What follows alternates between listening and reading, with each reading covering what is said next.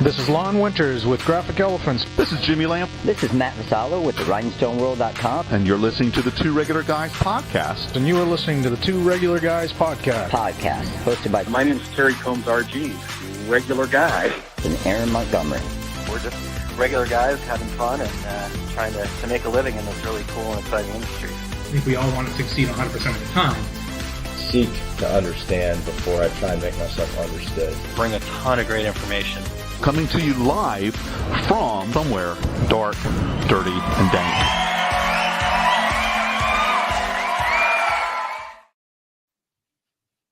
All right, welcome into the show. It is Friday, December 16th, 2022, our last show of the year. I'm Terry Combs, and you can find me at terrycombs.com. And I'm Aaron Montgomery, and you can find me over at oursuccessgroup.com. So today, we just got done with the Reggies last week, and we have a couple of annual things that we do. In fact, I will be kicking off 2023 with another annual program, but we'll talk about that later on in the show. But today, Terry, is our annual Planning the Coming Year. Take the downtime potentially if you have any between the holidays and really kind of make 2023 your best year ever. And, you and I are big planners, We are Terry, indeed. and I'm sure you've got several junior yellow legal pads ready to go for your planning processes. Exactly right. That and those little notebooks. I like the little cardboard covered notebooks. Okay. And I write on the front all the different plan ideas that I have, whether it's a book or new concepts. So, and I think we have some interesting things that we're going to talk about today. Yeah, I'm looking forward to it. Right. We've been doing this one. I'm pretty sure we started back in season number 1. So I think this so, being too. season 10. So this is our 10th year of kind of planning for the new year. And plus we're going to have our intrepid producer. I think that's a good way to describe him. We're going to have him joining us here too. He's got some great tips for us as well. So looking forward to having this conversation today, Terry. Exactly. Me too. Yeah. So let's check in with the regulators here. They're out in force this morning. We appreciate them tuning in. Maybe some of them are working away, but still listening in. So we've got Gail from Western Washington. Good morning, Kingsbury Crafts. And we've got Mr. Todd Downing, Fat Dad Wholesale. Good morning, all, he says. Kristen says, good morning, everyone from snowy Minnesota. Yeah, I've seen some pictures.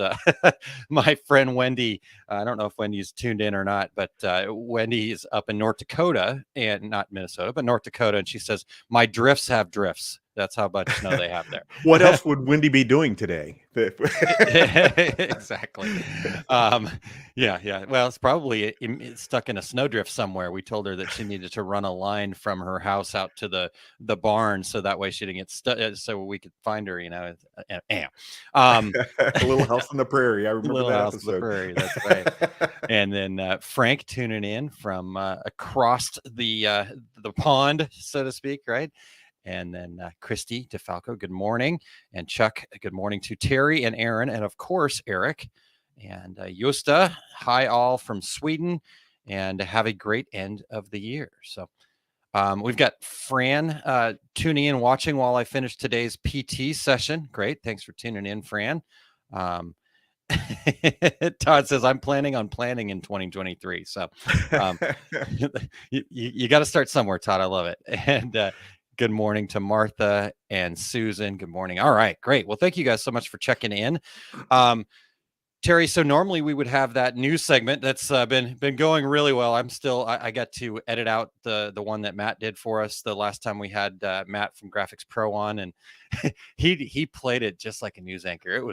It was awesome. You did a really good job. Yeah, and Adrian and Cassie. Oh my gosh, it's just so good. So, but we did give them some time off, so we will see them back. Off. Yeah. Yep. We'll see them back in the new year. So no news today, Terry. Let's just. I didn't have anything. You don't have anything, do you? I think we're going to make the news today.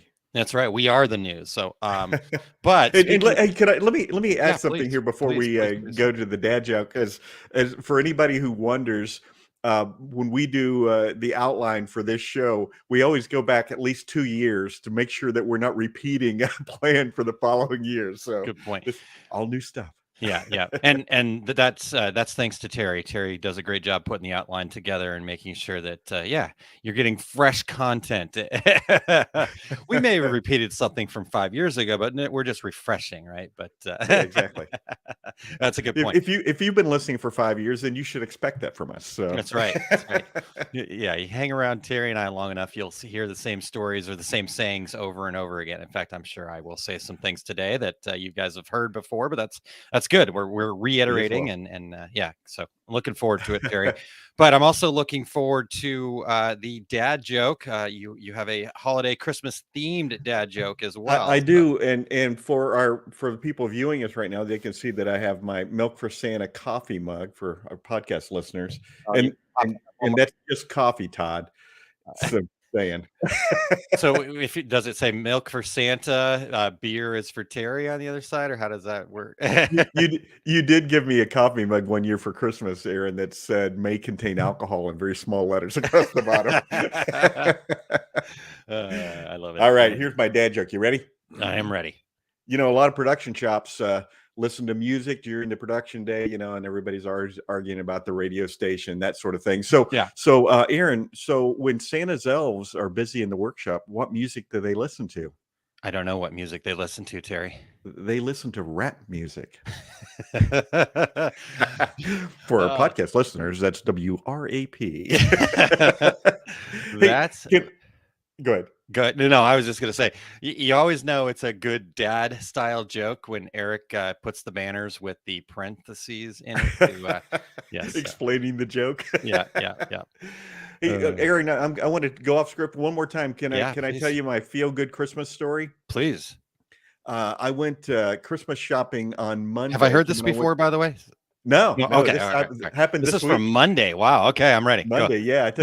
I had all this vacation time left over, so I've been taking Mondays and Fridays off, and I'm taking off all next week. So Monday, we go to the mall, and Kim forced me to try on some clothes. And after we got in the mall, it was like, oh, and while we're here, like I'm not a shopper. I'll just tell you that right up front. Since Amazon was invented, but so I come out of the dressing room and I'm like, where's my wallet?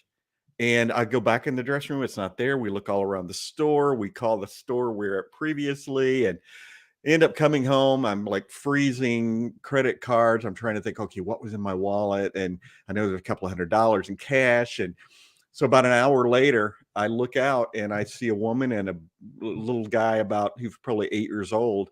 And I go out and little guy's standing there holding my wallet. And they said, hey, we found your wallet in the parking lot of the mall. And she said, my son found it. And I told him, you know what? His driver's license is in there. Let's go find his house because I know he's worried sick about this and probably canceling credit cards. And so he hands me the wallet and I reach in the wallet. I pull out $100 and try to give it to him. He refuses and he wouldn't even take $20. And they just left with a Merry Christmas and a Happy New Year. And I just wanted to make sure that you had this in your hands as soon as possible. And I thought, you know, there are good people in the world. That's a great story, Terry. And yes, there are good people in the world. And you know, I think the reality is there are more good people than bad people in the world. I think the bad people get all the press, so to speak. Exactly. And so to give the good people some press, I think is really good, Terry. So thank you for that. That's awesome. Absolutely. And hey, before we jump into our planning for 2023, we want to thank everybody for checking out the Two Regular Guys podcast this year and the 10 previous years and or all the 10 years up to now.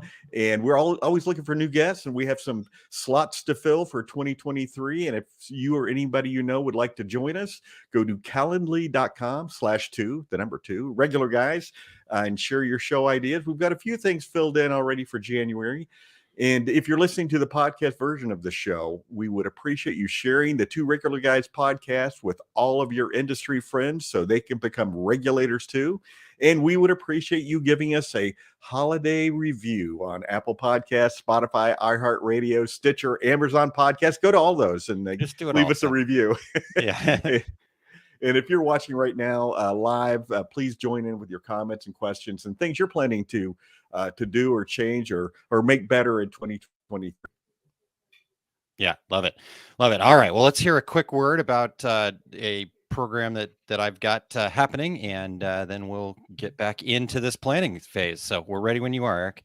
Hello, small business owners. So are you tired of wasting your money on shiny objects or listening to those gurus tell you how they made their fortune, yet it doesn't seem to work for you? It's time to take your business to the next level. My name's Aaron Montgomery, and we've got some awesome resources. Head over to coachosg.com to check it out. Just need 5 minutes of quick advice? Use the AME. Are you working on your business plan? Let me utilize my 40 years of experience and help you look for new perspectives. Having a hard time pricing your products? Are you out there on Facebook saying, what should I charge for this?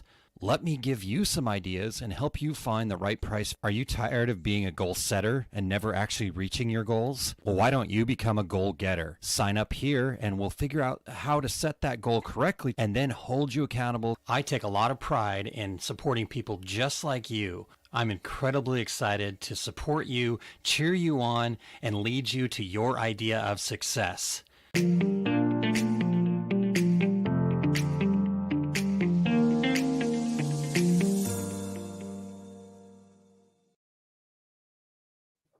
All right. Well, check that out. I'd love to help anybody out that, we're talking about planning. So I got business planning on there and 40 years of experience. I literally did write a business plan when I was 8. So I absolutely believe that.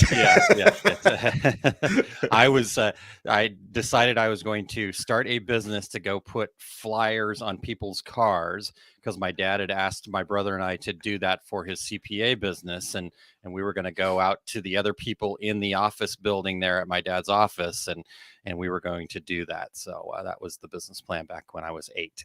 I love it.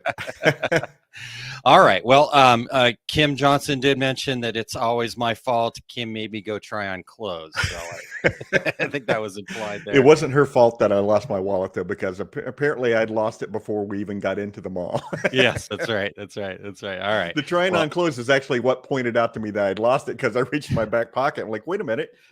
Where did it go?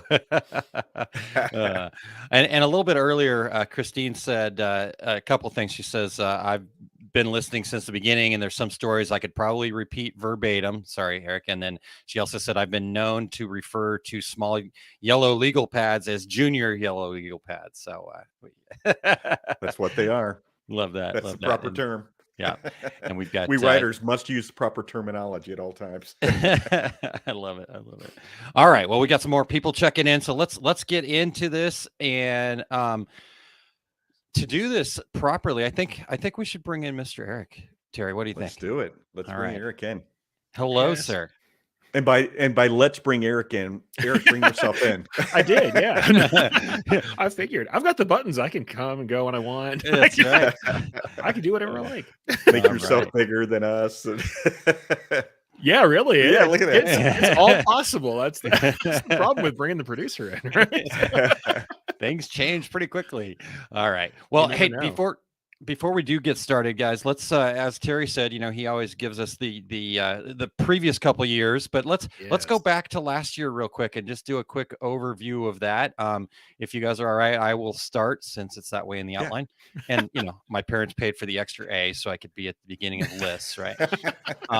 No. So last year, and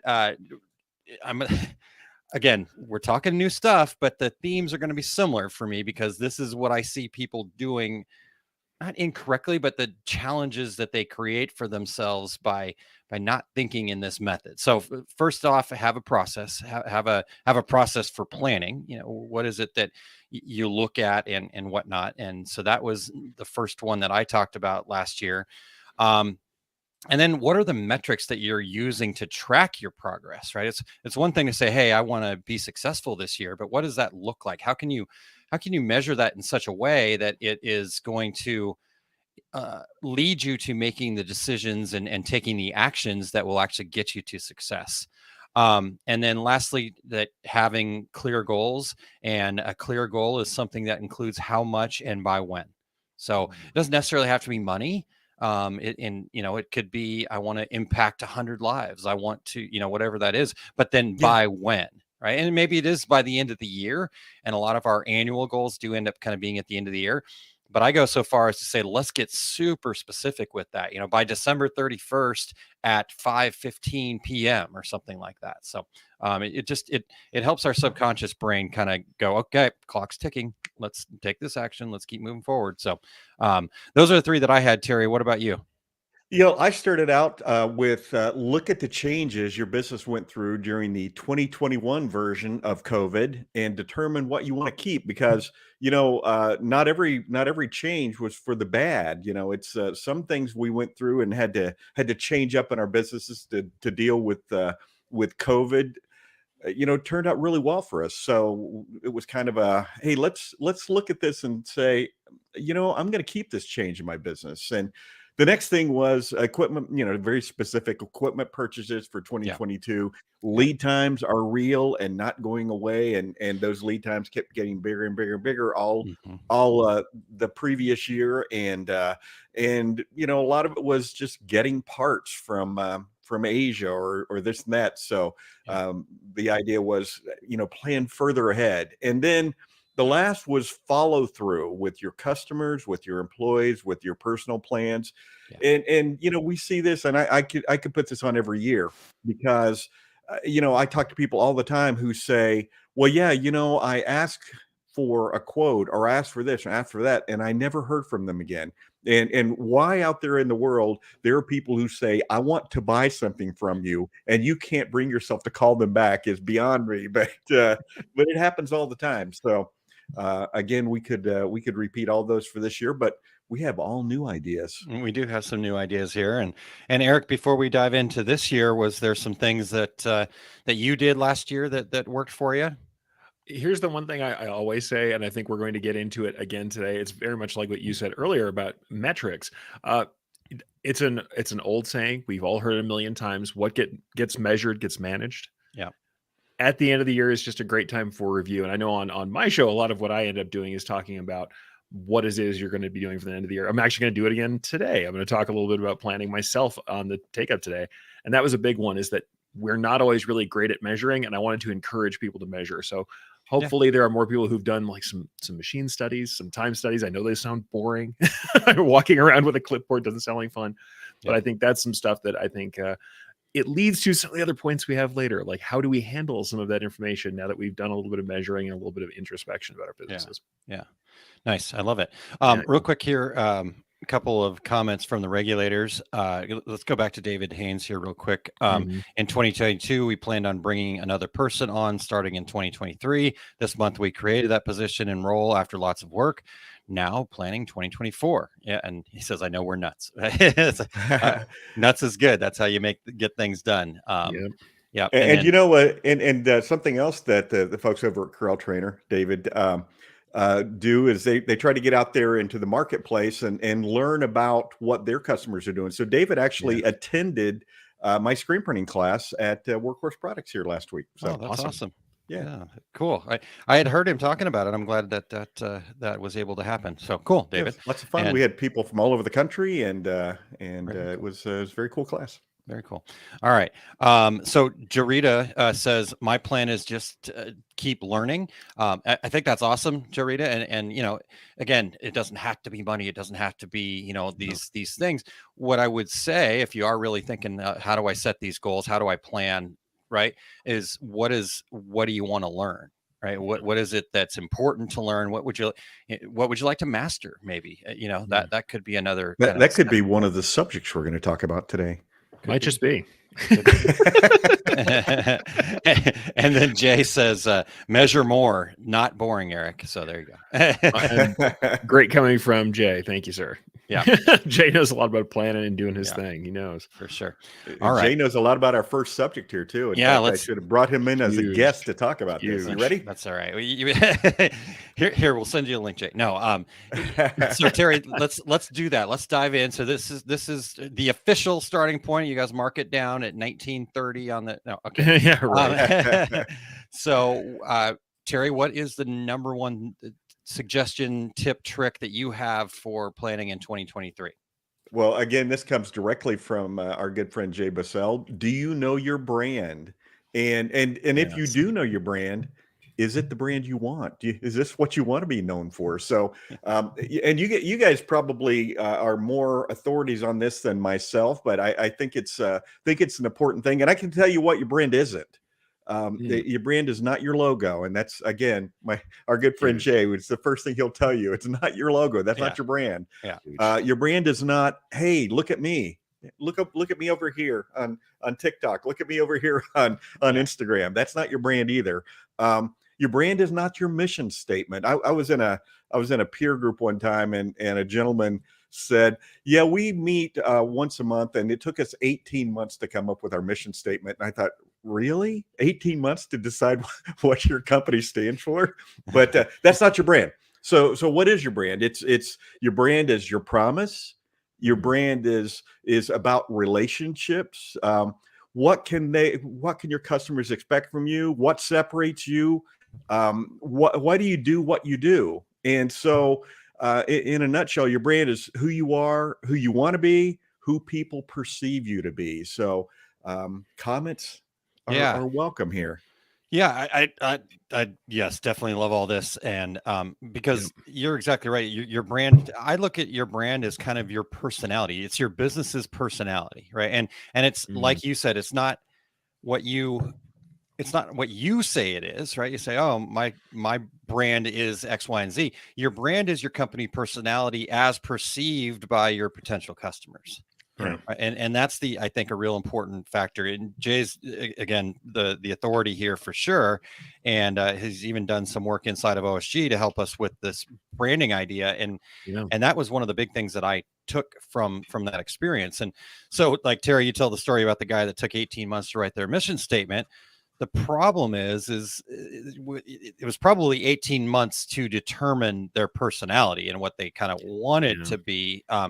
And then, because it's not your mission statement. Your mission statement should be a representation of what your brand is. Your logo is a representation of what your brand is, that kind of thing.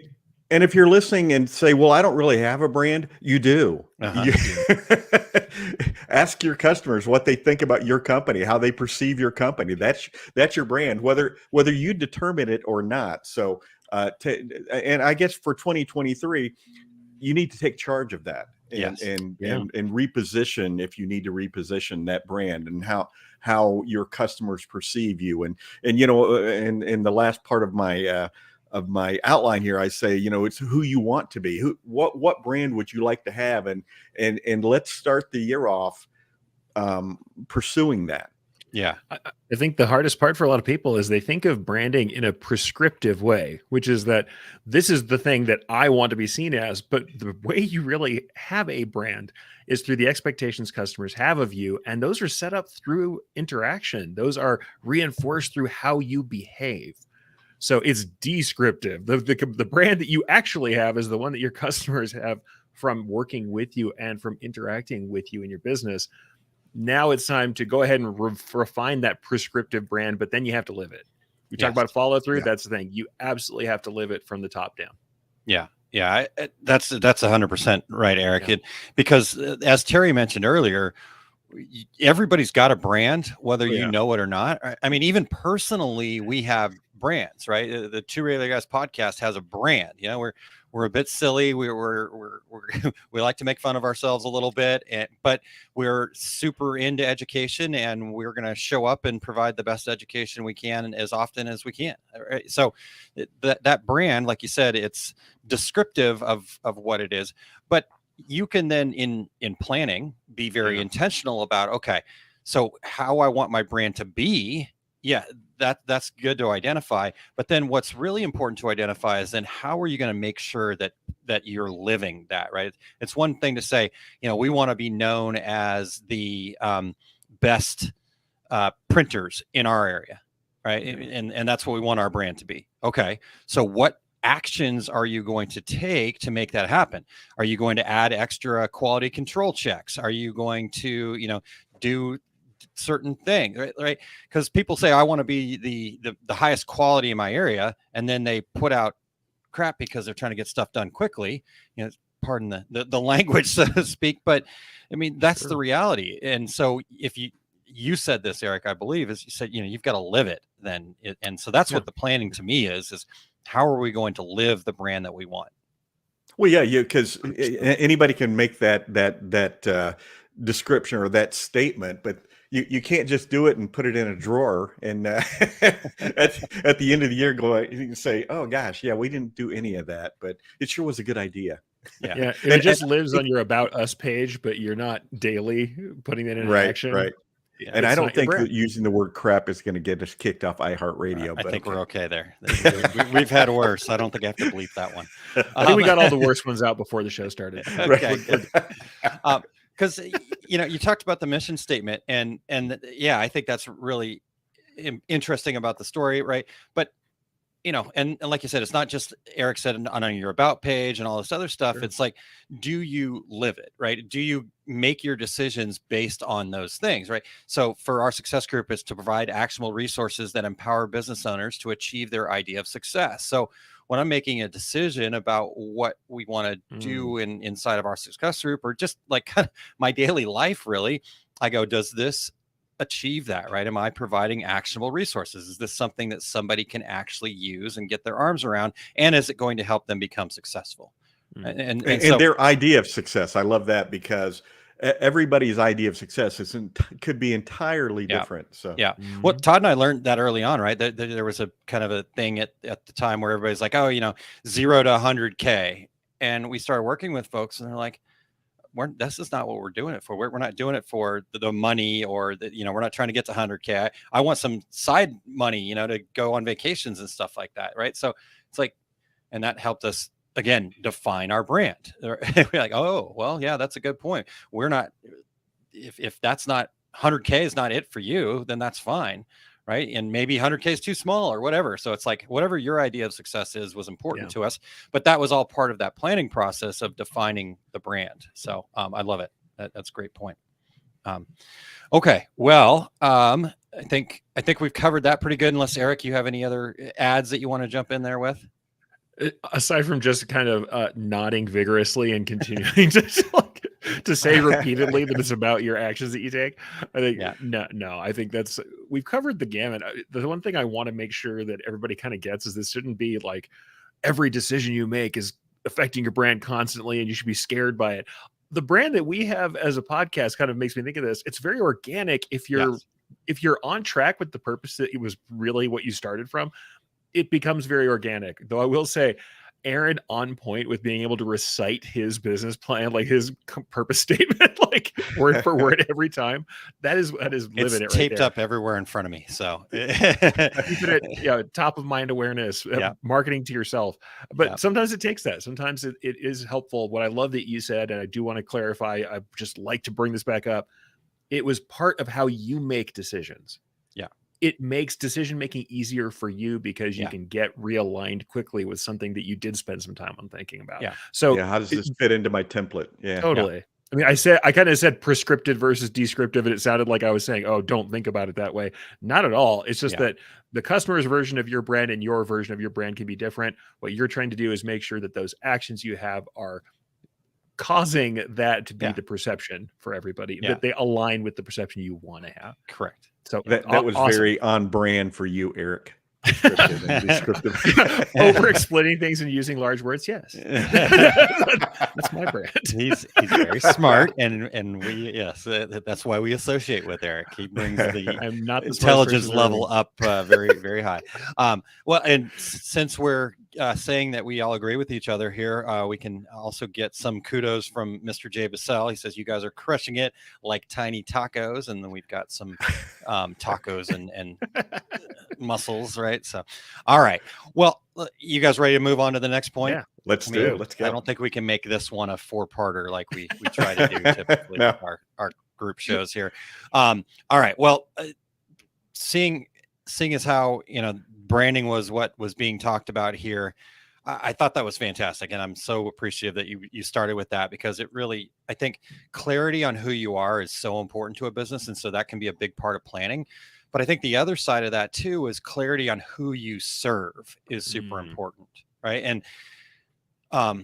I said I'd say some things that I've said over and over again, but when you try to be all things to everybody, you end up being nothing to nobody. I think we've proven that point with all the niche market shows we've done and all this other stuff. So clarity of who it is that you serve, right? Like those customers' perception of you is important, but the right customer's perception of you is actually what's important, right? If somebody that's not your ideal customer is like, oh, Terry is terrible to work with, and he's too goofy, too laid back, right? That's not your ideal. This is from my job review when I worked with you at the U.S. Screen. I was not reading that. Yeah, I still have it after all these years. So your ideal customers, right? And so when we talk about planning, Terry, what I would think here is a good thing to add into your kind of what's going on in the brain, what's going on to the junior yellow legal pad or the Google Doc in my case is, what customers did you enjoy working with in 2022, right? And then not just because I think what happens for a lot of us when we start planning is that we look at it as a task that we just want to get done. So we're just kind of going, oh, okay, here's customers I enjoyed working with. I'd say go deeper on that, right? Who did you enjoy working with? Why? What made them unique compared to other customers that you didn't enjoy working with as much, right? And because then that also helps you lead into the next kind of area that you should look at is what customers probably need to go elsewhere, and how can you do that in a creative way, right? For me, I typically like to raise the prices on customers that I don't want to really work with to a point where they're going to take their business elsewhere, right? Because at least if they are going to stay around, I'm going to get paid to do that, right? Kind of thing. But there could be other ways, right? It could be recommending somebody else. It could be just saying no, straight up going, no, I'm not going to do business with that person anymore. So I guess that was the next thing that I thought was really good is kind of getting clarity on who your ideal customer is, and then kind of understanding why, and then making those action plans to focus more on those ideal customers, get more of them, and get rid of the ones that you're not so keen to work on. So comments? Well, yeah, and I love the fact that you talk about basically what your brand is for the customer you want to work with, because it doesn't matter, if you're out there in the world promoting yourself to everyone, all it really matters is the customer that you want to sell to. That's how you define your brand to that person, to that particular customer group. And it's funny, Jay and I were talking earlier about being on like TikTok. Well, it's all well and good, but is that your customer? And for some people it is. Look at the Rhinestone World. They're killing it out there on TikTok to the point of probably never doing a trade show again. But is that for me? Probably not. So I've seen his dance moves. It's not. Yeah. Kidding. Sorry. Let's cut that conversation right there. That could lead us down a road we don't need to go down. Yeah. All right. Sorry. No.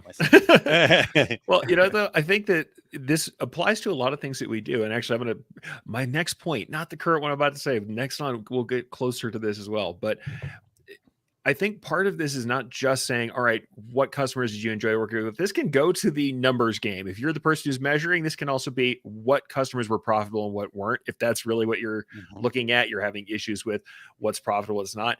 And I'm going to go further out and say, what kind of jobs? One of the things I find constantly, especially in the embroidery world, is we have a tendency to want to show our most intricate work, where we show this really crazy work where we did a lot of hand labor on it. And then immediately everybody gets requests for that work. They go, oh man, I don't really want to do that. I'm like, why are you promoting that and putting a normal price on it? Yeah. You have to show the kind of work you want to do. Exactly. And you have to show it to the customers who are the kind of customers you want to work with. I mean, that's just true.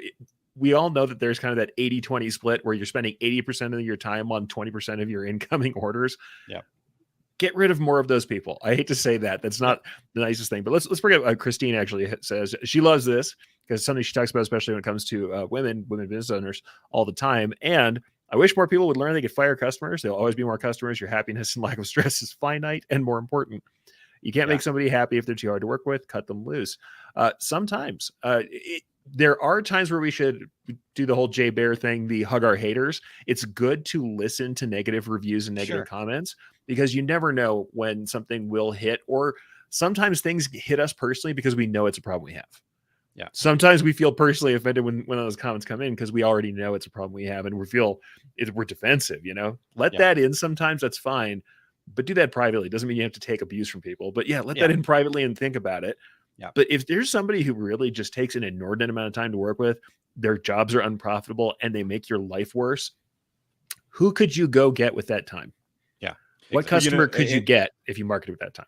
Yeah. Right. I know I've talked about this in a previous year, but there's a company in Maryland, KNC Marketing, and every year they sit down and they talk about which customers basically drove them crazy, and they fire that customer every single year. They get together and they fire a certain number of customers, and as simple as this. Hey, we have some new projects we're going to be doing this coming year, so we're not going to really have time for your production. So here are some alternatives, and depending on the customer, maybe it's your least favorite competitor that you recommend.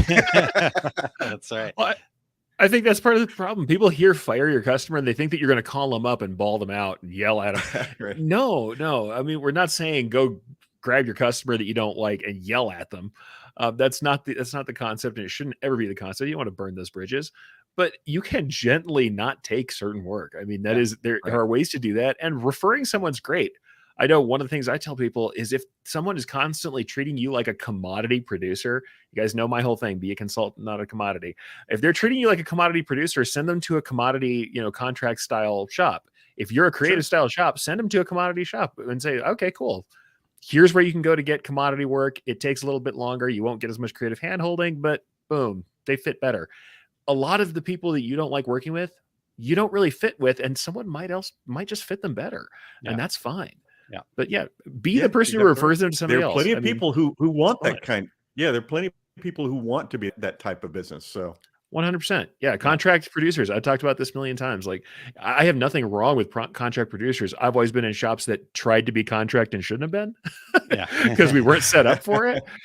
And that's one of the things. If you're all you guys who are in like third bedrooms with two machines right now, you're not a contract producer. You shouldn't be just doing nameless, faceless contract work. You're going to have to do creative stuff to keep up with what the work's going to be. Come on. Yeah. Yeah. Well, and so real quick before we move on to your next point here, Eric. Sure. You brought this up earlier, that 80-20 rule. It's called the Pareto principle. Yep. And this works across, I mean, it's uncanny how often, if you really look at things, that it's approximately this way, right? And so you talked about it, like, 80% of your complaints are going to come from 20% of your customers, but 80% of your income is going to come from the top 20% of your customers, right? So these things work in this way all the time. Honestly, 80% of our time is taken up by 20% of our tasks, right? So you can look at that kind of stuff, right? And so it's getting rid of that. It's what are the projects that are valuable to you, and making sure that you understand what's valuable to you and who that is. Because when we don't, right, I think you said this, Eric, and I don't know why I can't keep a thought more than about 30 seconds here today. But you talked about the fact that, right, if you got rid of that customer, just think what you could do in that space. Because the reality is people don't grow the way they want to grow, not because, right, of all the little things that they think it might be. A lot of times they haven't given themselves the space to do that. They've got too many tasks. They have too many, if they would just raise their prices a bit, they'd probably lose some of those bad customers anyhow. Plus they give themselves more space, and then they'll start growing.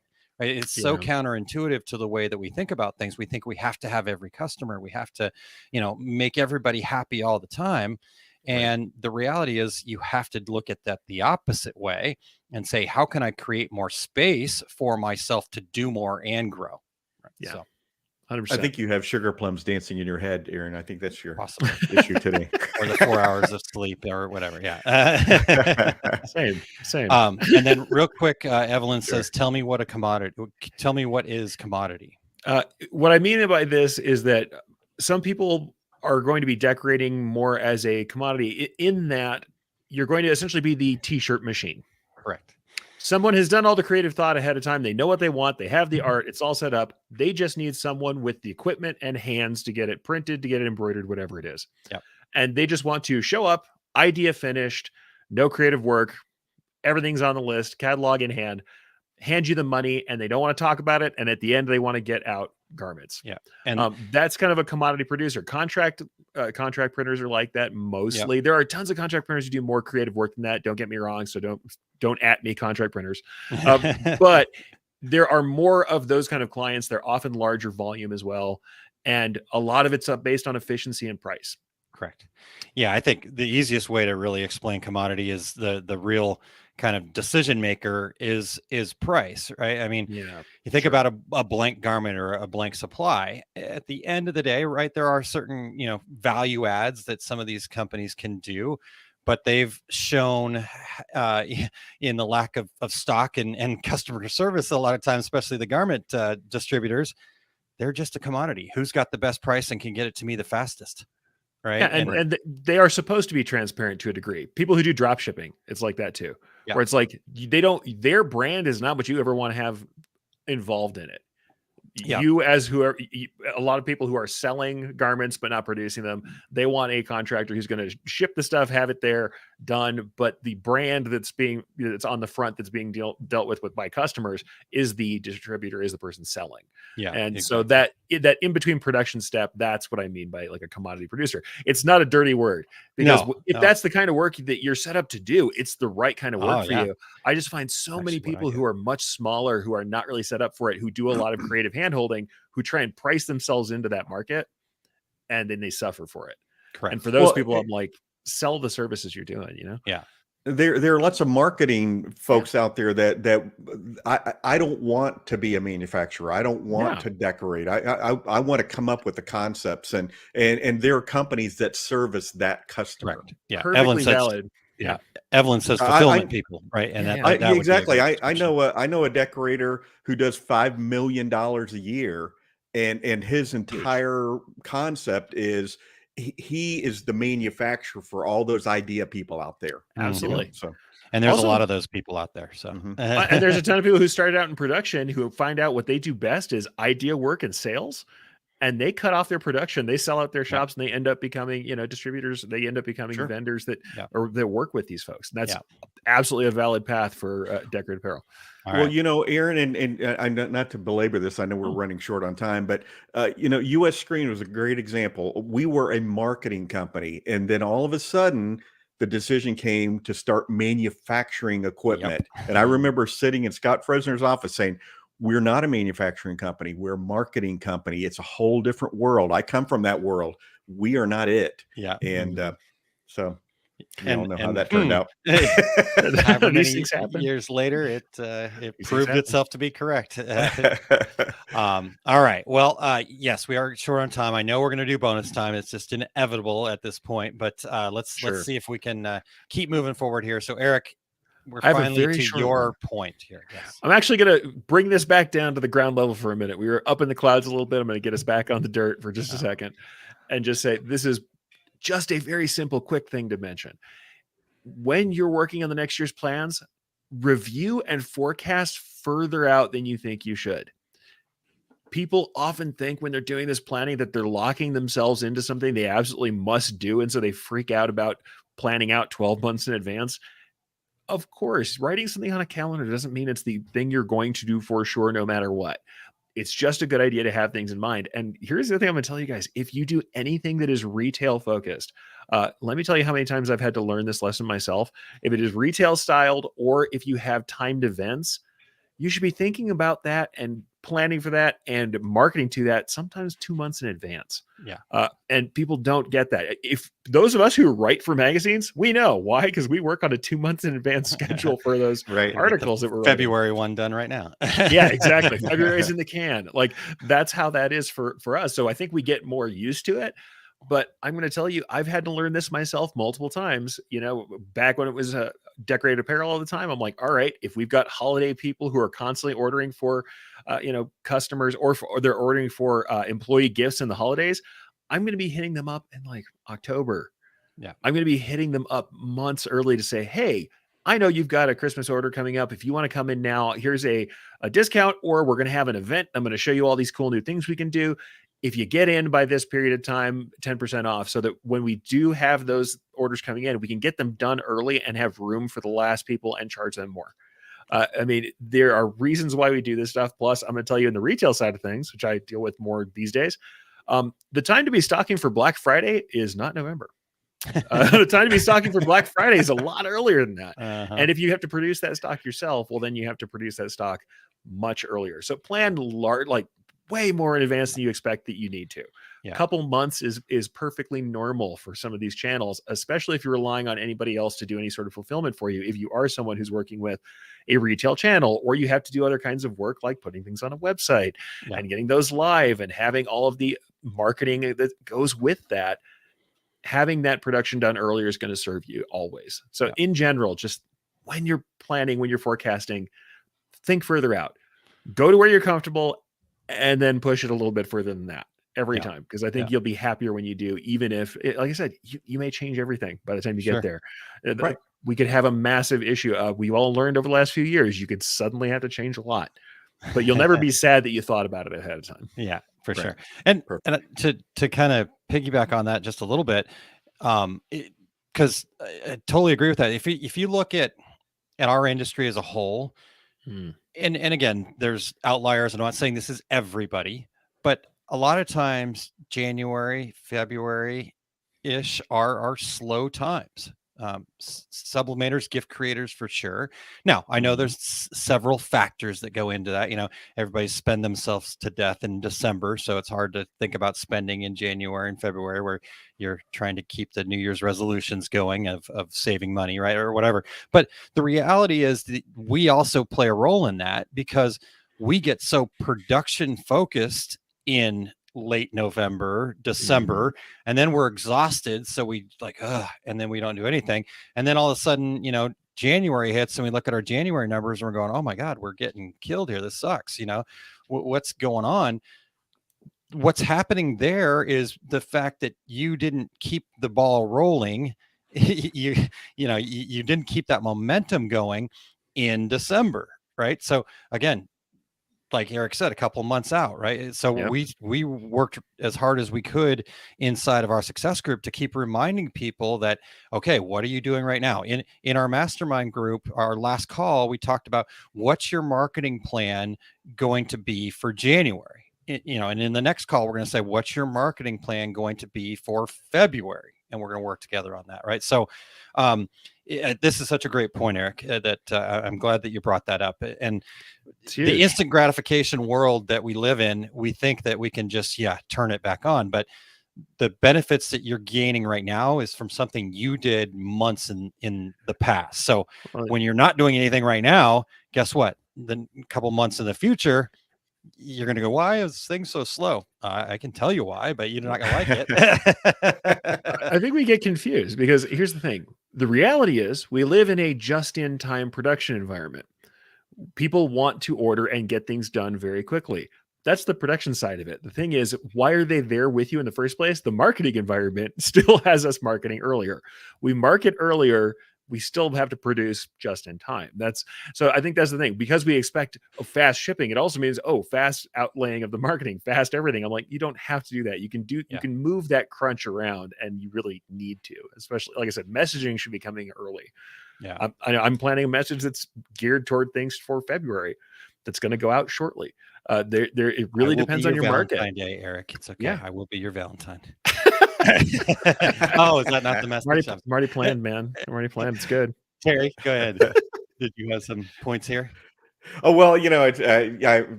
gonna cede my time and okay. All right. forward. Well, let's get Kristen's comment here real quick. Sure. She It's said, a good one. Eric, I contacted 2 customers in October and offered them last year's price for their annual order if they ordered right away.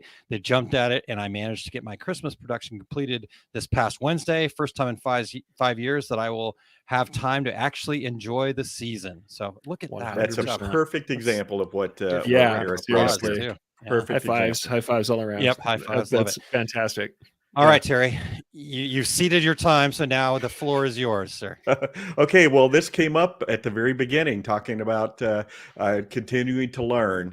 My point is, in 2023, become an expert at what you do, and every expert started somewhere. Everybody started. For me, it's starting in the basement as a screen printer, and learning how to be a better screen printer, and learning how to market, and learning how to do different things. So, but don't just say, I'm going to be an expert.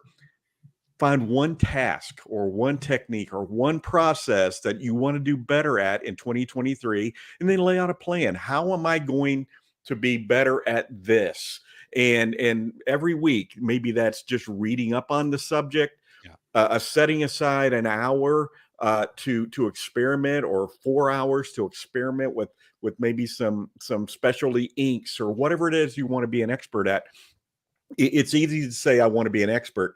Pick one thing. It could be overwhelming to say, I'm going to be an expert screen printer, which means I'm going to know everything there is to know about screens and mesh and inks and setting up the press. And no, pick one thing. And then after that, pick one more thing. It's like my 5215 training. We talk about one thing. Today, this week, we're going to talk about squeegees. And here's everything you need to know about squeegees. Now you're an expert on squeegees. Next week, we'll talk about screen mesh, and here are all the different mesh counts, and here's why. And so find one thing and create a plan to be an expert at that one thing. And then once you're an expert, go on to the next thing. Yeah. I love it. That's good. Eric, you have any comments on that? Honestly, the best thing about this is that you're talking about focus.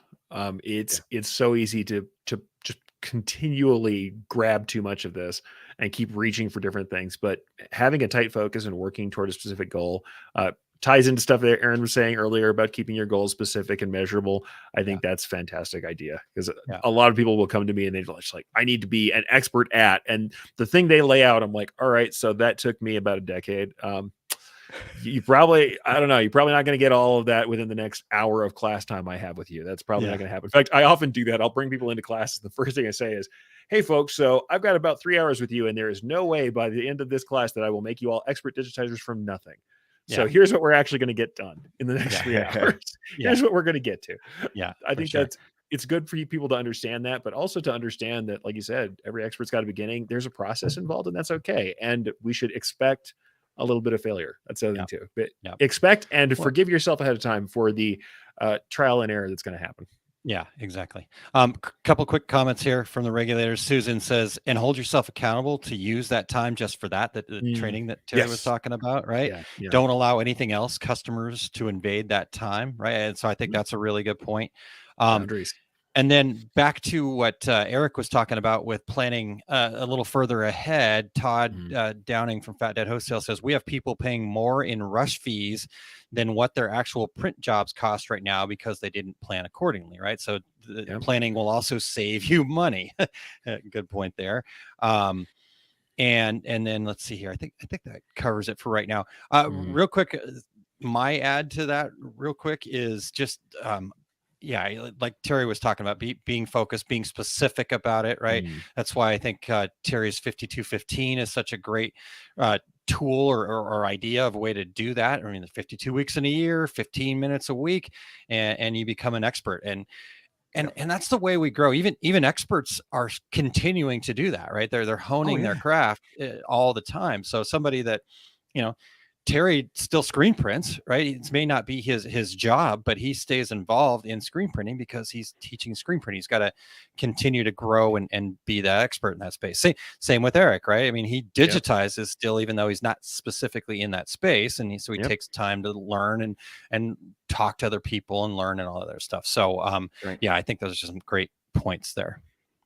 All right. Christine says it's so important that people remember that nothing happens instantly. You have to work to accomplish expertise, and you have to spend time. So work. Wait. All right. So I guess I will. You guys ready to jump to the next point? Yeah. Let's roll. Let's move forward. So my next point in planning is to kind of look at your business and realize that a business ultimately, to be successful, has to be a grouping of systems. Having systems, and honestly, I go so far as to say, just if you want to be successful in life, have systems for that, right? I mean, it's just the way that our conscious brain operates. It's very linear, and it works much better based on systems. And so what this planning does for us is it allows us to kind of let our subconscious, let the instincts, the intuitions, the emotions say, here's what we want to do. And then we plan and we say, okay, well, here's the system for how my linear conscious brain can get this done. So if you look at your business as a system, what things can I make into a repeatable process, right? I'm sure nobody gets super excited about a SOP, a standard operating procedure, but the reality is those types of things can be extremely valuable to your business. So if you get excited about profits, you should get excited about SOPs. Yeah. So what things can you improve on? What things can you repeat? Yosta said, better workflow, right? And so how can you make that better?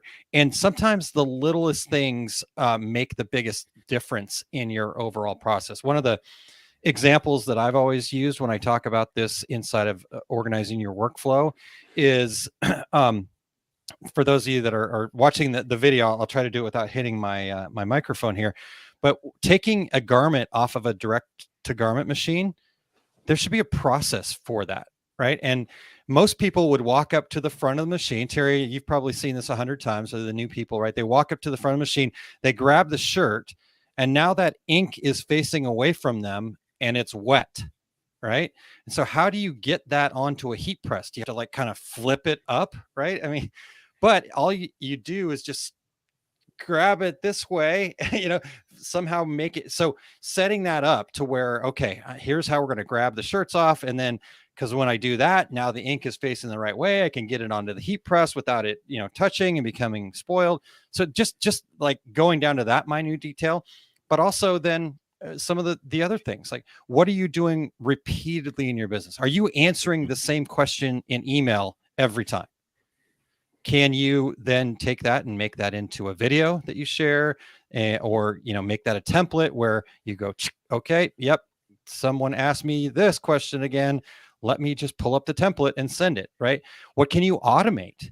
There are some fantastic automation tools out there. One of the kind of bottlenecks in what we're doing in the printing business here was getting the artwork from the customer into a place that we could drop that in and print it out. And so there was a lot of manual copying and pasting of links to download stuff. And I created a Zap in Zapier. And now all those things get automatically dropped into a Dropbox folder, right? Are there ways that you can automate stuff, right? Again, maybe you're sending the same email over and over again.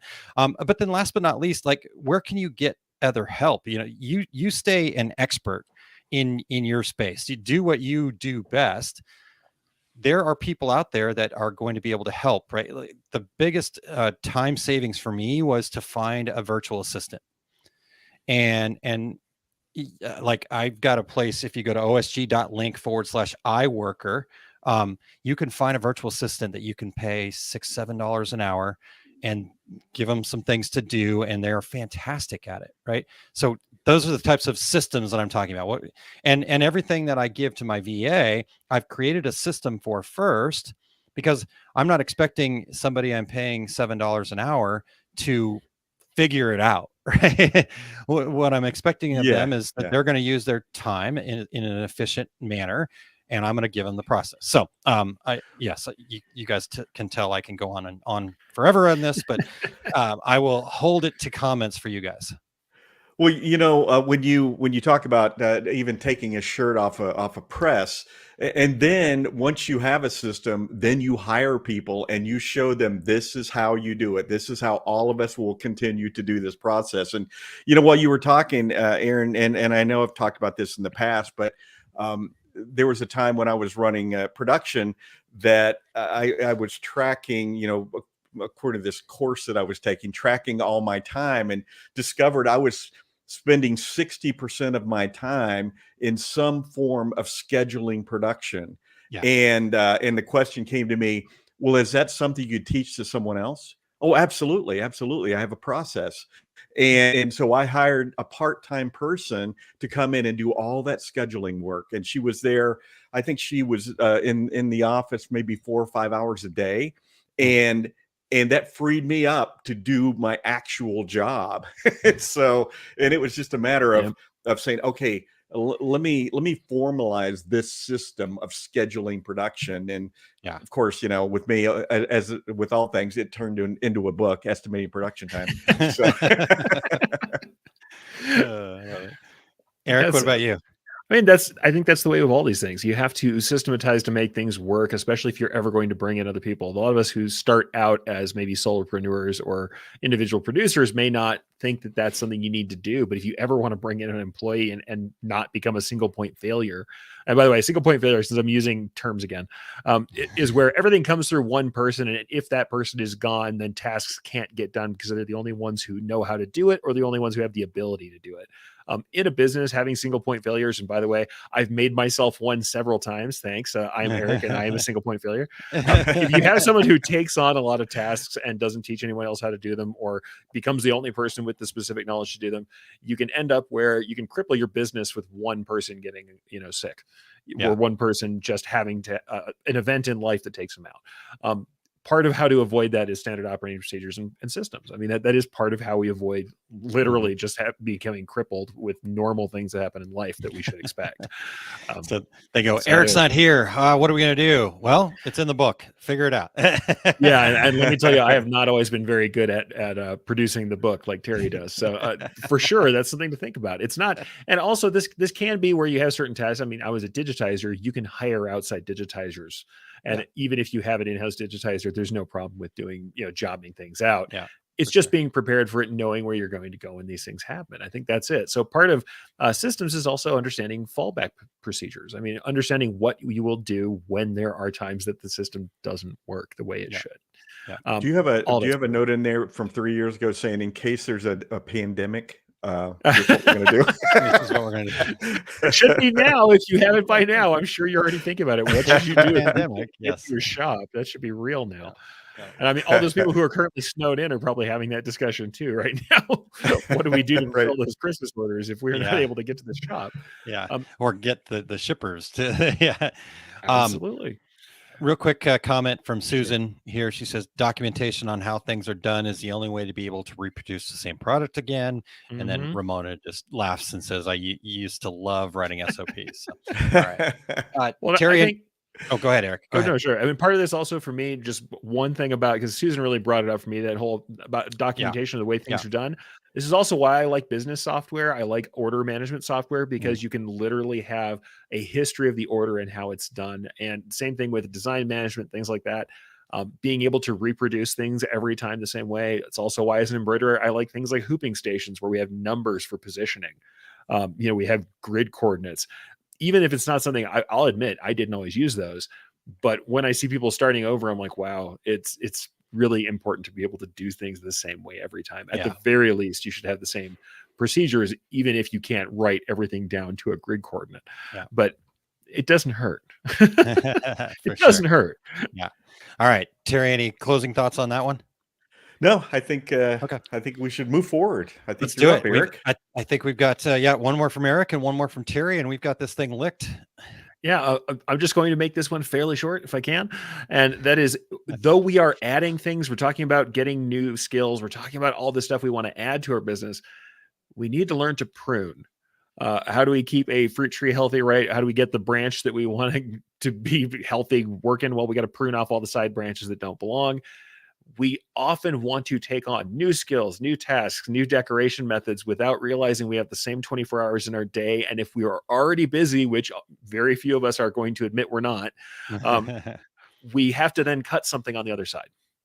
And once again, I'll go ahead and do the introduction. I'm Eric, and I forget to print things. That's absolutely. But one of the things we have to think about, if we're trying to improve something about ourselves, it's not always what's this new thing I'm going to take on, what's this new thing I'm going to learn. One of the improvements can be, what am I going to stop doing that doesn't make sense for my business or for my personal growth in the business or for what we're trying to do to be profitable? What can I stop doing that just takes energy out of the system? Funny enough, that's kind of, even though Terry talked about bringing someone on to do production scheduling, it's also Terry had to stop doing it. I mean, he had to stop doing it to get that time back. He could bring someone in and then continue to insert himself and micromanage on that person. Yeah, right. But if you do that, then you don't actually gain the time. In fact, I've seen people do this before in consulting, where they will bring in someone to do a job and then they hover over that person's shoulder and do the job while they're there. It doesn't help you. That does not actually make it work. And the other part of this is to understand fitness. And coming from a guy of my girth, you may not think I know much about fitness, but I'm talking about evolutionary fitness here. I'm not talking necessarily about jazzercise. In this case, I'm talking about making sure now. And sorry, I know it's terrible. The leg warmers are a horror. Yes. Suffice it to say, fitness in this case is understanding the context where we're working in, and that can be the brand that we want to have, the kind of work we want to do, the kind of customers we're trying to get, things we've already talked about. Not all strategies fit all contexts. In the evolutionary way, I'm like, a fish is very poorly suited for living at the top of a tree. And sometimes we are fish and we try and live in the tops of trees because we see birds and think they're doing something cool. We either need to change how we work, change how we're set up, or we need to do things that fish do well. We need to go back underwater where we belong. So the context matters in what we do, and that fitness can change. Things that we do in one kind of season of our business might not work in another season. It doesn't mean they were wrong or bad or we were stupid for doing them. It might just mean that we're not in the right context. We either have to find a new place to do that work, or we have to find different kinds of work to do that fit where we're actually at. Yeah. So it really depends. Yeah. So I love that the fish at the top of the tree idea, right? Because I think that's where people do struggle a little bit. And that's why I'm so hardcore about getting that foundation built, really getting an understanding of who you are, who your ideal customers are, what you want to be doing, because you can easily go out there. And I think, I'm one of these people, right? You can easily go out there and chase all the shiny objects. Like, oh my God, I saw Terry do that. That is so cool. I'm just going to go do that. Right. And then I end up being that fish at the top of the tree going, I'm not very good at this and I'm not doing well and I'm struggling. But Terry makes it look so easy. Yeah. Because Terry's a bird, not a fish. Right. So this is our discussion earlier. I mean, this is our discussion about the contract producers versus, boutique decorators. Yeah. If you're a boutique decorator, you're someone who has like two heads and you do a lot of hand holding and you do a lot of individual work on things. You're really suited to orders where someone pays a higher margin to have you work with them on these individual, highly personalized projects.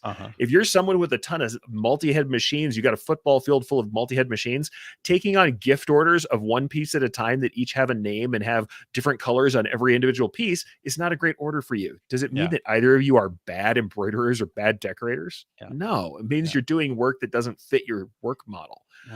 And that means you're probably making less than you could be taking on less work, or like a lot of the people I remember bailing out back in the day, you've got a single head machine. You took on 1,000 hat order. You've been working 24 hours a day, one hat at a time. And you finally break down and ask a person who's got multi-head machines, hey, what deal can you do me? Because I've just got to get this out of the door, even if I lose money. I just want to save face and get out. Yeah. Well, that's from trying to be a bird when you're a fish. I mean, that's what that is. That's fitness. Yeah. You're still a good decorator, but you're just taking the wrong jobs for you. Yeah. Agreed. Exactly right. And part of this too is that reflecting time. I didn't realize how much time I was spending doing scheduling until I actually stopped and wrote it down and reflected. And so it's important to take a step back, and now is the perfect time to do that before 2023. And and I have another example as well. When I was in Kansas City, our average production run, and this is a shop doing over $13 million in screen printing. Our average production run was 48 to 72 pieces. Well, when the company decided to get into some other markets where we were getting 10,000 piece orders, my production crew were falling over themselves. And you'd think it'd be easier to run 10,000 pieces than 72 pieces. No, they were geared to set up, boom, boom, boom, print it, tear it down, set it up, tear it down, set it up, tear it down. They fell over themselves trying to do 10,000 pieces because it just was not there. It was not what we were good at. And so, focus on what you're good at. Yeah, that's a good point. And I think, just to kind of summarize the whole idea here, a lot of times we forget that we can have addition by subtraction, right? Focusing on what you're good at, and then letting go of things that just aren't serving you anymore. So what a great point, Eric. So well, on top of it goes back to Terry's point too. If that is the business you want to get into, that's what you're going to have to grind on. That's what you're going to have to learn on and focus on, is the thing that you need to do to get to that place. If the 10,000 piece orders are where you want to be and you're not there yet, that's your focus point. That's the thing you're researching. That's the thing you're practicing. But at the same time, while you're doing it, not a problem to keep taking those orders you're good at. keep the money coming in the door, but focus on the thing that actually makes the difference for your fitness. All right. Are we ready to hit the final point here? Since we're 13 minutes added into one bonus thing. time? Yeah, I added one thing at the end. I'm like, if there's time, and then I went LOL. So All right. Go ahead, Terry. Last point. In 2023, plan to become the go-to decorator in your area or in your marketplace. And so point number one, this is the true secret to success in garment decorating or anything else. Do good work and deliver on time. Do good work, deliver on time. Do good work, deliver on time. You're gonna be ahead of your competition, 90% of your competition, if you do both those things. So and by doing that, you can compete with anybody, big shops, small shops, because larger shops are just doing the same thing you are, just on a larger scale. That doesn't mean they know more about it than you do. And so some of the things you can do to become the go-to decorator in your area, make it easy to buy from you. Usually it's not about price, or we're all going to recommend, don't be the person who's all about price. Most of our customers are not professional buyers. So whatever you can do to make it easier, they're going to buy from you. It's the price isn't going to be the issue. It's going to be, how are you going to make this process easy for me? And think about ways you can innovate, try new things. Maybe it's specialty inks that no one's ever heard of. And there's like in screen printing, there's dozens of specialty inks that none of your competition is doing right now. Or maybe it's vinyl, or maybe it's threads, or maybe it's some decorating technique that you can use. But I think a good goal for 2023 is decide I want to be the go-to decorator for this niche, this marketplace, for this type of decorating, and lay out a plan to be that go-to decorator. Comments? That's just 100%. Yeah, here, I'll go ahead and give you the best comment. Do good work, deliver on time. There he comes. Somebody should make a shirt, man. I tell really, you. that's the how can I do that? How many times have we said, if somebody could go back in to all of our past episodes, 480, and find out how many times we said somebody should make a shirt and then actually make those shirts, we'd really appreciate that. That'd be great. You get a lot of free time on your hands. So, all right, go ahead, Eric. What comments do you have about this one? What I love about what you said is that though it's a lot of people are going to say, all right, cool, I'm trying to do that, I'm becoming the go-to decorator.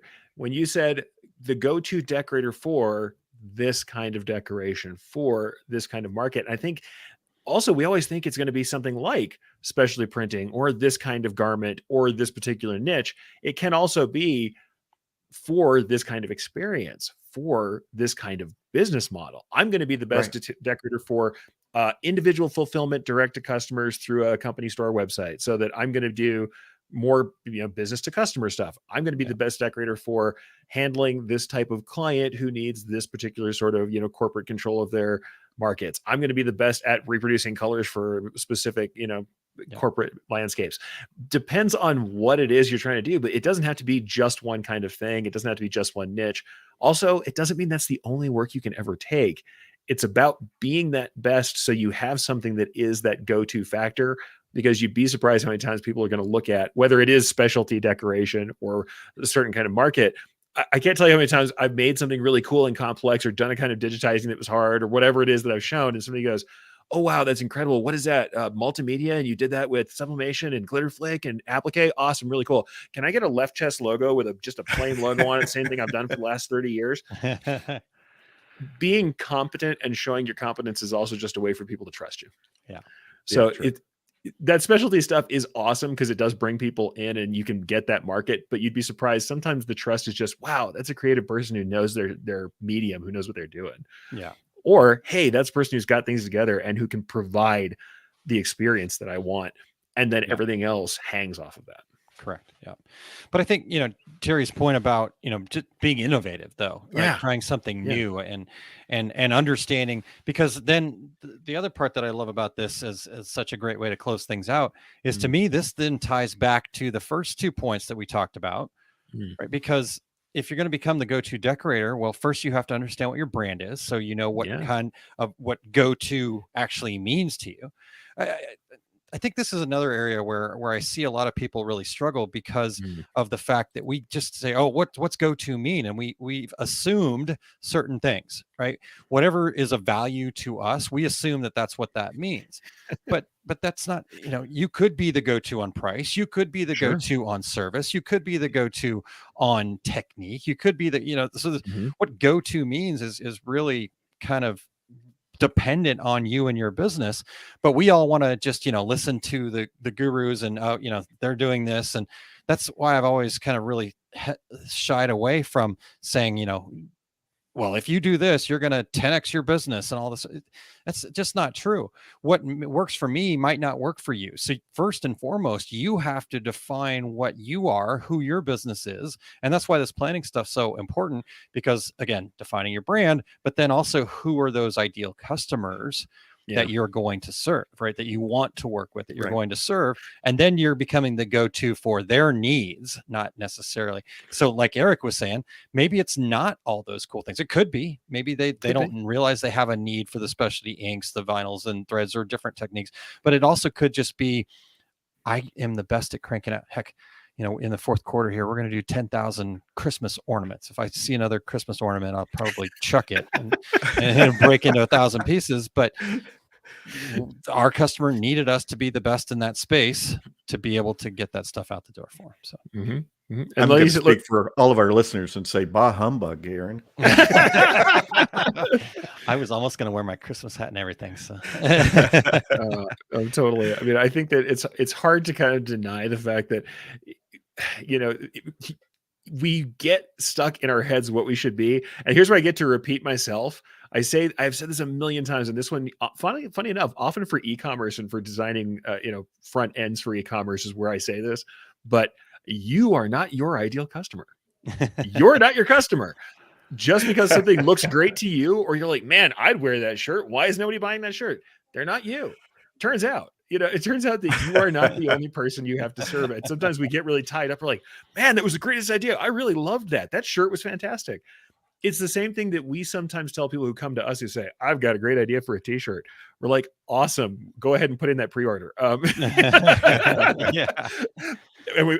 We've all had this moment where somebody has bought a bunch of stock and we look at each other and go, that's not going to sell. Oh my God, this guy's going to have a garage full of these unless I tell him something. People don't always know. And if you let yourself get kind of too lost in the sauce where you're like, all right, I had this great idea and I love it, my friends are all laughing, that's not always enough. I mean, that's not always enough to be it. You have to really think about your audience. And so it is that mix. I think that's the thing. It's holistic. What Aaron said earlier, it's like you have to know about your customer and who they are. And what Terry said, branding is, how you are interacting with people. It's that. And you have to also prescribe that, say, who do you want to be? What is that culture? And funny enough, all the other stuff we talked about process and about production and planning, all of this goes to essentially get down to that ground floor of how are we going to act on a daily basis? How does it fill customer needs? How does it keep us efficient and keep us running? And how does it align with our brand and who we are? it all comes together in one kind of package. It really is one thing with a lot of different aspects to it. But when you get down to the ground floor, it's just like, all right, know who you're serving, know who you want to be in this space, understand what your condition is for success, and make plans accordingly. Yeah. Yep. Love it. All right, Terry, any closing thoughts on this to wrap this up?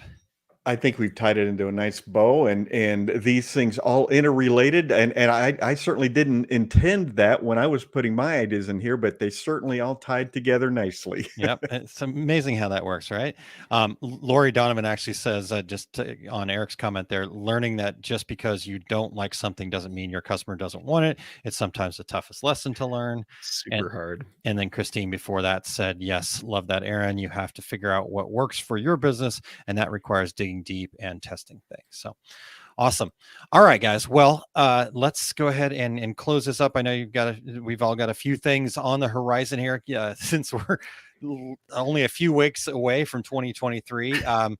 Terry, will you start us off? What's coming up for you? Absolutely. I'm going to be in the Equipment Zone booth at Impressions Expo in Long Beach. That is January 20th through 22nd, around the corner. My upcoming complete screen printing business course. I will be at Workhorse Products in Phoenix, February 11th and 12th. Nice. I will be at Atlas Screen Supply in Chicago, March 4th and 5th. On February 25th, I'm going to be at the DAC show in Kansas City, and my seminars will be everything you ever wanted to know about DTG and DTF printing, and the ultimate seminar for successfully using specialty inks. So all my upcoming events are at terrycombs.com. And I now that I read how I titled that seminar, I really have to step up my game. Yeah, the ultimate seminar. Yeah. Are you going to make it? Are you going to make a huge mess too, or? No, I'm not going to be Charlie Tobley, but I'm not going to make a giant mess in the room. Naming names. No, I've said it to him 1,000 times. He knows. And he thinks it's hilarious. So he destroys the seminar room. Yes, he does. All right. Eric, what about you, man? What's coming up for you? Oh man, you're going off schedule. I am going off. So do you want me to? I got it. I got to click banners, man. I'm planning ahead. All right. So today we have the take up. So as you guys know, 2:30 p.m. Mountain Standard Time or Mountain Daylight Time, wherever it is, since we're not as gifted as Arizona for knocking that off. Today we have episode 138, Expansion and Education for Machine Embroidery Equipment, Skills, and Setup. So the year-end embroidery machine and decoration equipment buys are right in that final stretch. People are buying their last stuff so they can call it on their fiscal year. And people are making plans for trade shows. So I'm getting a lot of questions about how that works. So what should you be looking for as you want to improve your toolkit and your skill set for the year to come? That's what we're going to talk about. And you can check that out at ericcampbell.com at the take-up tab at the top, or anywhere you find me. That little weird H makes me very easy to Google. Also, if you want to check out some stuff I've written this month, you get my article in the December Images magazine out in the UK. That is images-magazine.com. And you can get the digital if you like it. We have an article about expanding your eye for embroidery. So all about art interpretation for embroidery. And that is out right now. You can get that for free over at Images Magazine. And we are coming up on classes. Boy, Terry said it, and it is true. Impressionsexpo.com is where to go for the first set of classes I'm doing out at Long Beach. So I'm in on the 19th. If you want to go to the longer workshop, I am one day before the rest of the show. If you're making plans right now and you want to be there for digitizing your first design, founding your foundations, that is going to be on the Thursday before the show. Nice. And then I have 3 more sessions. So I have in-house and outsourced digitizing solutions, vintage values in machine embroidery, stylization segments, and presenting embroidery's value proposition. So that is happening all throughout the show. Every day but Saturday, I am teaching a seminar at Impressions Expo. So go check that out in Long Beach. You will most definitely see me in California in just about a month. Nice. And also, as you guys know, DAX in February. I will announce more about that as we get down to it. But yeah, I will be there with the boys, also teaching again. But you're not doing the ultimate digitizing seminar? Is that what you're saying? I will never do the ultimate digitizing. There's always another one waiting. There's always another ultimate digitizing. The seminar to end all seminars. Yeah. No. I'm doing the penultimate seminar. So since you're an author, you'll appreciate that. I'm doing the penultimate. In fact, that's what I'm going to call it now. The penultimate embroidery seminar. Nice. How about you, Aaron? So for me, actually coming up here next week, December 22nd, I'm going to be part of a panel discussion with 3 other success principles trainers, and we're going to talk about tips and tricks for dealing with stress. A couple days before the holiday there's plenty of stress to go around. So we're going to talk about ways that we can handle that. It's actually in a Facebook group that we've got. It's going to be happening at 11 a.m. Central Time on the 22nd. And or you can watch the replay over there in that Facebook group. So if you'll just go to osg.link/US group, and the name of the group's Understanding Success, if you want to search it up, but osg.link/US group, and just join that group, and you will be able to watch that on December 22nd at 11 a.m. Central for the live version, and then replay anytime after that. And then a week after that, I'm going to be on December 28th at 1 p.m. Central Time. I am hosting Introductory to Zentangle with my good friend Lorraine Thompson. And she's actually offering this to the OSG community and the Decorators community at half off of the normal price. So it's only $15. And there's going to be limited seats available because she likes to make sure that she's working with everybody. But it's a Zoom meeting. And if you're not familiar with Zentangle, come check it out. I was somebody that, drawing stick figures was a challenge for me. That's how bad of an artist I felt I was. But what I learned is that you don't have to be a great artist. If you are, even better. But what's so cool about Zentangle is it was the one thing that I could find that would allow me to calm my mind. So it's also very meditative too. So it's a really fun class, and just for $15, what a cool Christmas gift to give yourself there. So check that out, osg.link/Zentangles. And then, as we talked about, shows are coming up. I will actually be at the International Personalization and Awards Expo out in Vegas, February 7th through the 10th, and have some classes there. Then we mentioned the DAX show, the Decorated Apparel Expo in Kansas City, February 24th through 25th. Our success group has a booth there, booth 211, and I'll be doing several seminars. And then in March, I'm heading to the EEM show in Lafayette, Louisiana, March 3rd through the 5th, and have lots of seminars there, and might even be helping with some of the emceeing duties on the show floor. So looking forward to all of those, getting back out on the road early next year. Awesome. All right, guys. Well, we've got to run to do the half here. So 2 minutes to wrap this up. 2 minutes to wrap it up. So I guess lastly, what I'll say, guys, is just thank you both. It's been an incredible year, and really appreciate all the work that Eric does behind the scenes. And Terry, just have loved doing this with you for 10 years, man. You've been my best friend for a long time, and this is a great way to continue that on. So thanks, buddy. I appreciate it. Me as well. Absolutely. Merry Christmas to both of you guys, and Happy New Year's. And do good work, deliver on time. Keep it up, people. Well, we also want to thank Eric for joining us today, and for pushing all those buttons and turning all those dials over the last few years. Yes. Thank you very much, Eric. All right. Well, guys, you regulators, really want to thank you guys. Thank you so much. Merry Christmas, happy holidays, whatever it is that you're celebrating, celebrate, give yourself that space and grace and time, and enjoy it. We're going to be off for a couple of weeks here, so our next show will not be until January 6th, and Terry will be dusting off the crystal ball, and we will be talking about the 10 things we'd like to see in the coming year. So we try to be prognosticators. We try to say, here's what we'd like to see, and then maybe hopefully encourage people to push those things forward, right? So what things do you guys want to see in the coming year? So show up on January 6th, and let's talk about that. All right. Until then, I'm Terry Combs. He's Eric Campbell. He's Aaron Montgomery. And we are the Two Regular Guys. Here we go. We're out.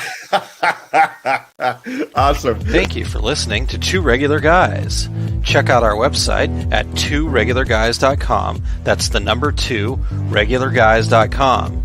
You can also interact with us over at our Facebook page, facebook.com/tworegularguys, or send us a tweet, twitter.com/tworegularguys. And we have a YouTube page. You can find all that from our website, tworegularguys.com. Thanks for tuning in, and we look forward to spending some time with you again next week.